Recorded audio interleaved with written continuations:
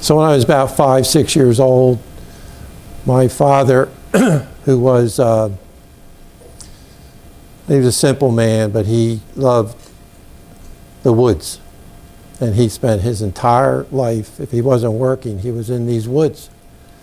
And he began taking me with him.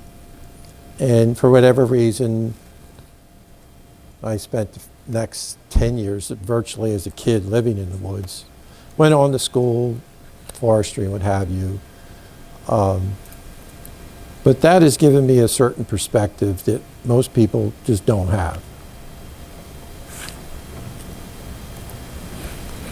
I was asked to talk a little bit about my perspective of the Pinelands region. The Pinelands is a political boundary. The Pinelands extends beyond what you see. We have many more pine forests outside of that, and I treat them all the same. The history is pretty simple. Europeans came here and brutalized the forest for 300 years, tried to make it into every other thing you could think of. And in the late 1970s, fortunately, citizens got involved and convinced the government that this special place needs to be protected. Thus, we ended up with the Pinelands National Reserve, both federal and state regulation. And we have a Pinelands Commission that was mandated to prepare a plan and hire a staff and take care of it. And my view of that is a most difficult job when you consider it's not a national forest, it's not a national park, it's an area that contains human beings, it contains cities, towns, shopping malls, you name it. So the commission was then tasked to, well, you can't get rid of all these people, you got to protect the ecological integrity of this place and allow them to live and function. So you talk about getting a really hard job. They were given that job, and it's been contentious. I myself have had problems with the Pinelands, but if it wasn't for that, there would probably be little forest for any of us to even talk about. So I pretty much give the Pinelands Commission and the staff very high marks for protecting this area and allowing human beings to be a part of it.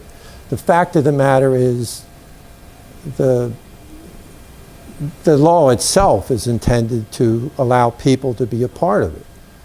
And I think that one of the areas that has not really been addressed is the Pinelands is really about a forest. It's primarily covered with forest. And I can recall in the very early days of becoming involved with the forest practices policy, being asked by the then assistant director, by the director, to come in and work with the state forester. And the first director, Mr. Moore, in my view, is a pretty tough guy. I mean, he had to tell people, you can't use your land. And who wants that job? But he said something that to this day has always stayed with me. If you want my view of what we need, he said something to the effect is, I'm not against forestry, you know. He was the director of the Newark watershed. And he said, we used to log in the watershed, you know. But no one's giving me a vision, a forest plan for the forest. Like, what do we really want? And to this day, he's kind of correct. We don't have a master plan, particularly for our public lands, of this ecological vision of what we want this to be. What do we want? You know, everybody wants to protect it. Everybody wants to protect the the unique biodiversity. But outside of, we have a pretty strict forest practices standard that's based upon you must protect the ecological integrity of the forest.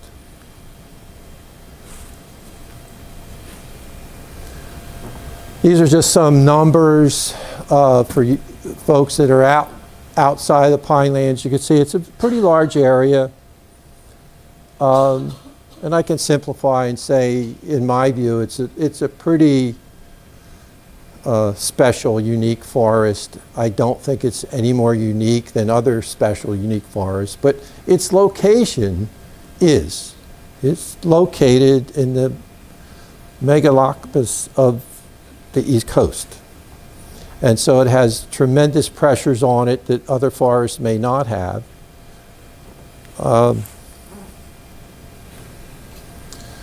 So it has a long, long history of massive use, the forest, fuel, construction, shipbuilding, charcoal industry, iron forges, sand and gravel, glass industries.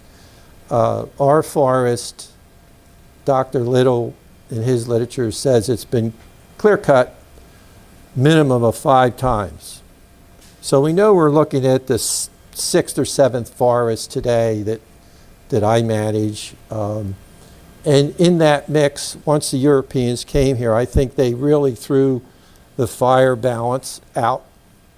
We had a long history of pretty severe regular fires till recent last, 10 to 30 years, where the Forest Fire Service has gotten really good at putting fires out. So the forest is, I believe, was put out of kilter.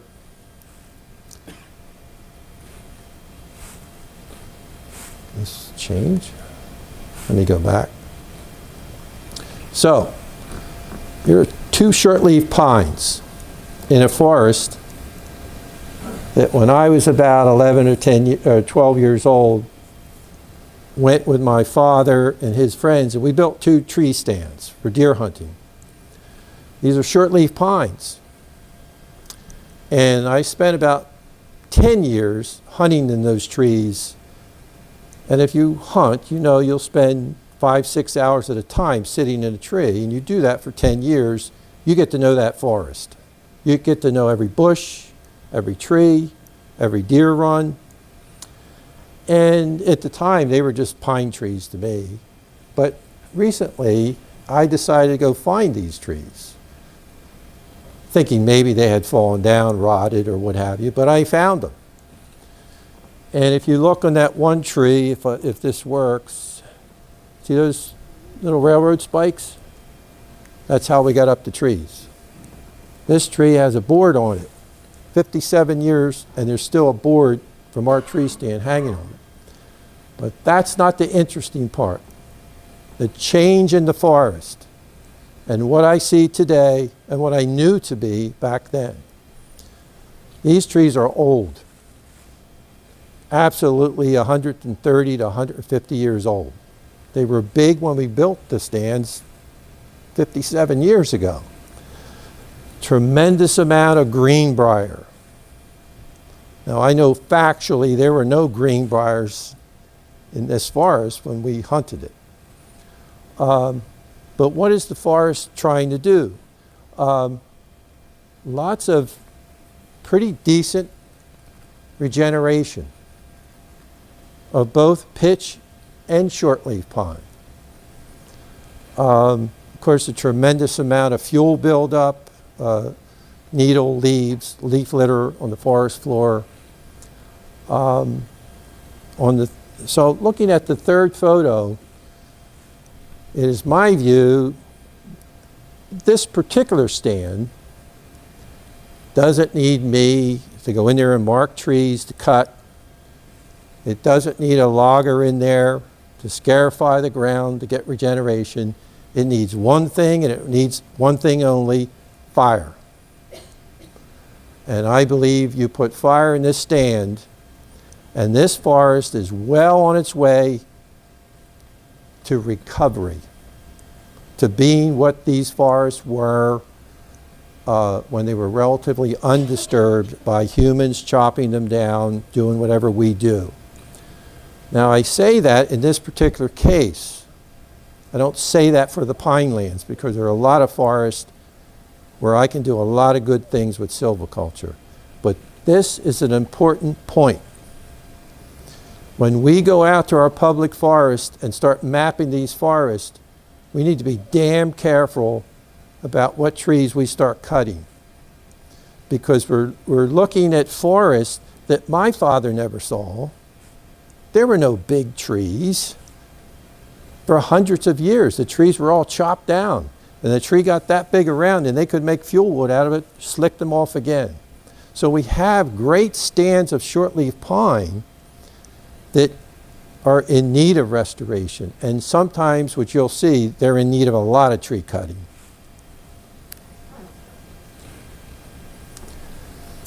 Now, what do you see here? It's a trick photo. A couple of you know what it is, but most of you have no clue. It isn't the clear cut. Every one of those black holes, see them? On the entire site, this clear cut was 300 acres. Every one of those is a charcoal pit.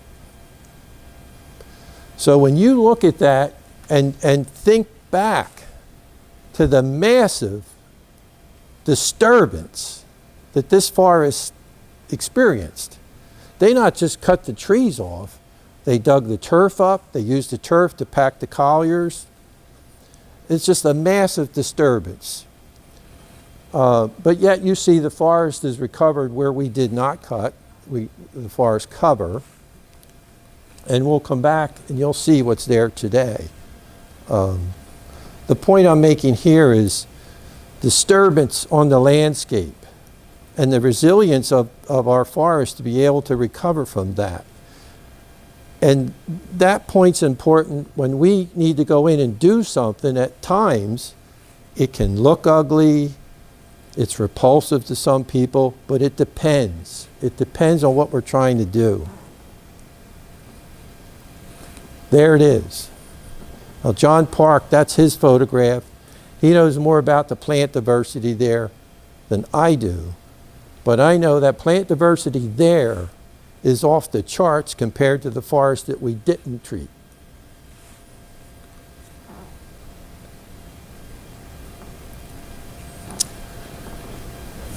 The Pinelands, one of the I think the beautiful things about it, and the people that wrote the initial CMP preamble, or whatever you people call it, understood the role of people, the traditional uses of the land.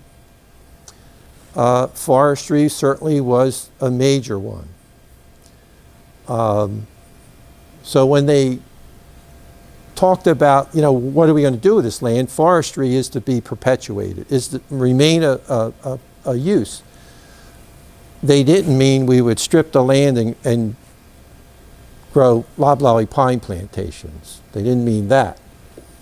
So today we find ourselves in a situation where we want to apply conservation to the land, which involves manipulating trees, removing trees, and we need people that do that. And of course, that's almost gone. That's Spike Wells. He's still there. He's my age. He has if you people from the southeast, if you saw the mill, you'd say, really? It's a fire hazard. It's a dangerous place. You know, you should bulldoze this thing. But that's all we have. And he's spent his life cutting trees as opposed to me playing in them and then managing them. That truck still exists. That's an army. Deuce and a half, what have you. They strip it down. It's called a haul out. And if you don't know what a haul out is, the way we cut wood, we never had loggers. We had wood cutters. And they would cut bolts. That truck goes all through the woods, put the bolts on the truck by hand, That's why you walk into some of our forest, and every once in a while you see this really big tree. Because when the tree was too big, they didn't cut it. They couldn't pick it up, the bolts. But yet, they're pretty efficient. I mean, they could strip off thousands of acres all the way up into the 80s. Even when the Pinelands first existed, they would cut thousands of acres at a pop. So what I'm trying to say is, yeah, we have modern tractors now and things, but people are important. The culture is critical to sustaining, I think, any forest resource.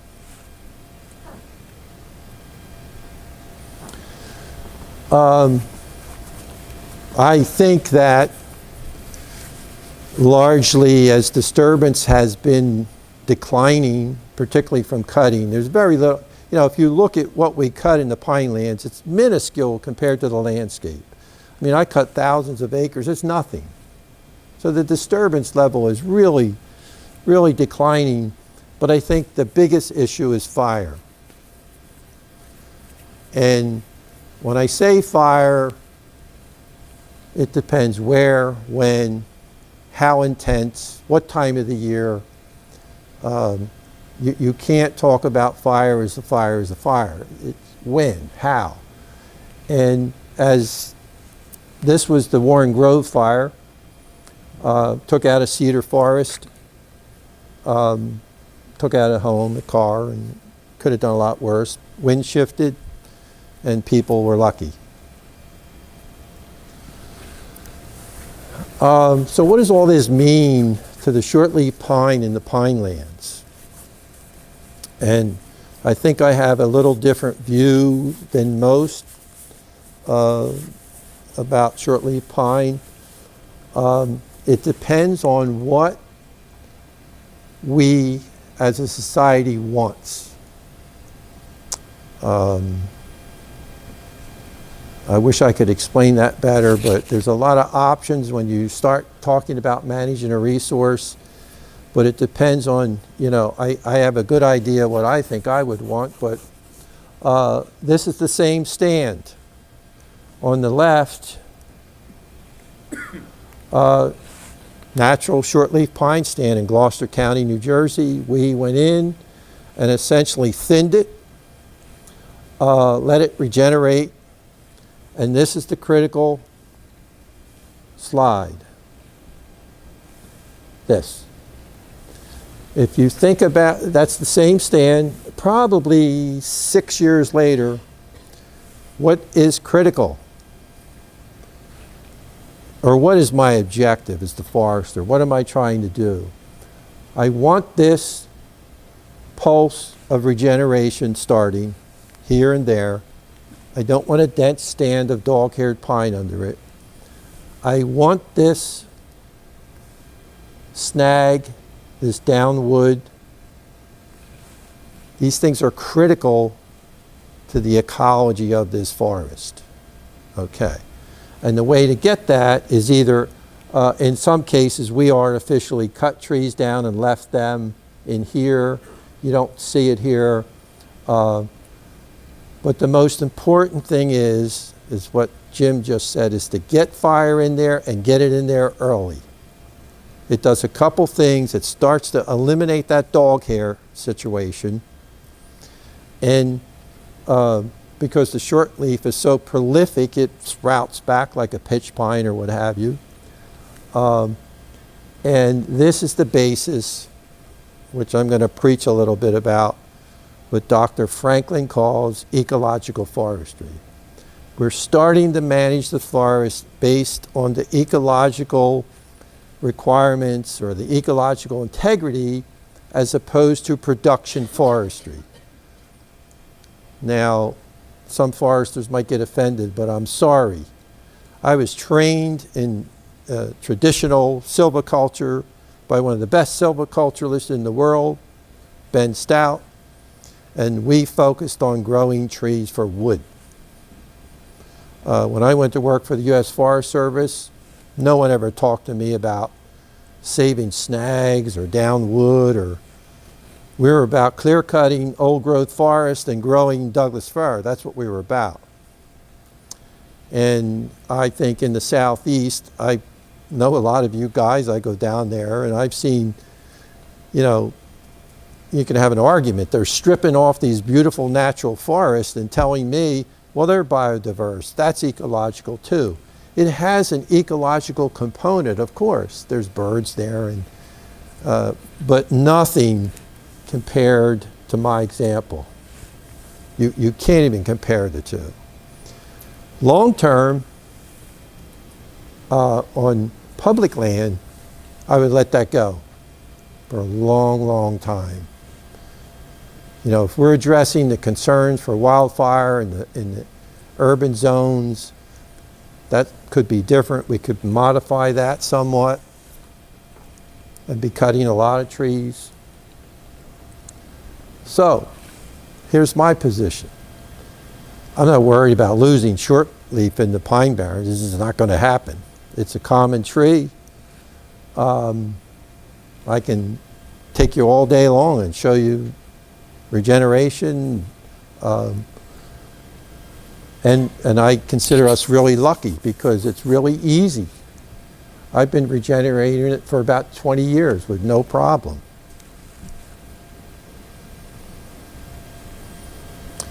So what is my concern? Generally, the inventories show we're losing it, probably through development, some other things. I'm concerned about southern pine beetle taking out these beautiful, finely restored old growth stands that are on their way to becoming something special. I'm concerned about losing those to an arbitrary wildfire that has no business happening. And oak encroachment. Oak tends to want to take the stand over, makes the tree susceptible to pine beetle and what have you. So I have a concern for shortleaf pine, so I think this initiative is really important to us. How does this initiative help? It's a great thing because it's a mechanism to help the public understand what the hell's going on with our forest. And there's a lot of people that care and want to do something, and great scientists, the whole 9 yards. And the initiative gives us that focus. This site here, if this thing would work, that's that clear-cut site you saw. Now we got a great diversity. We got big trees, little trees, open, more of a diverse understory of heaths and sedges, and I see I'm getting short here. So I say overall, fire, how we learn to live with it will determine the ecological fate of the Pinelands. It just will. We have got to find a way to see fire for what it is. Similar to the problem is similar to many forests across the country. Forest fire people need to be working hand in hand with foresters and biologists and ecologists to see how we can live with fire and get more of it back in the Pinelands. Here's an example of ecological forestry approach, a cut that's variable retention. We're leaving groups of big trees, single trees here and there, getting our two-age forests, getting a diverse forest structure. Went in this year and started burning the young trees. We got great shortleaf pine initiative, or regeneration. The question becomes, what do you want that forest structure to be? Or just keep burning it and leave it. I mean, you can go in, you could thin, you could say, well, we want 30% shortleaf, we want, it's mixed with pitch pine, what is, you know, the percentage of pitch pine. So there's a lot we can do silviculturally. This is an important photograph. This is a cornfield. Was a cornfield, And I managed this land, and we got tired of plowing it up and planting corn every year and getting a farmer. And we planted it back into shortleaf, started thinning it early. We've been burning it, got a really cold, herbaceous sort of understory. We've got some oaks coming in, and I'm not suggesting that, well, that's the restoration of a native pinelands. It isn't, but we put it on its path to where it could go there in the decades to come. But one of the coolest things about this is the field next to us, where we didn't do anything, is nothing but invasive shrubs. Autumn olive, multiflora rose. And the point I'm making, this is a lot better than that for the health of the pine lands and all. The plants aren't spreading.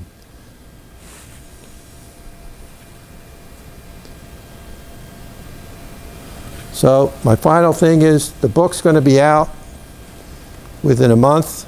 Get it, buy it, and read it. And that's it. I'm done.